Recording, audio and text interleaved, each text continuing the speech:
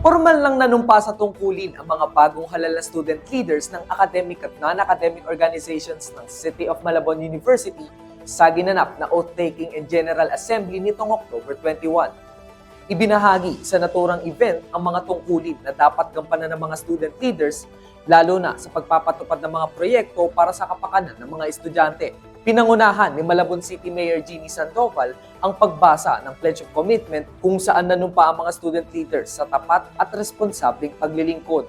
Bukod kay Mayor Sandoval, dumalo rin sa seremonya sina University President Dr. Glenn D.V. De Leon, Vice President for Academic Affairs Dr. William Enrique, University Secretary Dr. Ali Agustin, Student Affairs Director Dr. Ruby Ana Saludario at iba pang CMU officials and org advisors.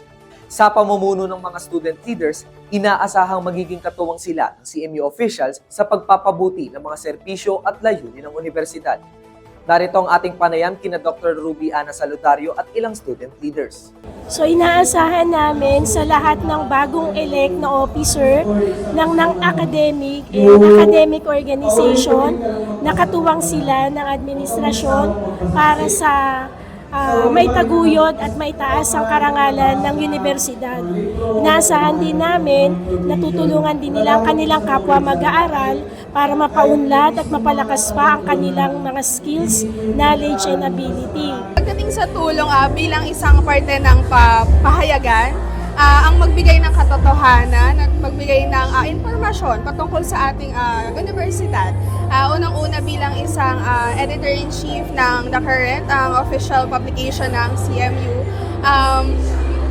Malugod sa aking kalooban na maging parte at makatulong sa mga estudyante sa pamamagitan ng pagbibigay ng impormasyon, hindi man lang sa pagkilos ng physical but pagbibigay rin ng knowledge para sa ating mga kapwa estudyante sa CMU.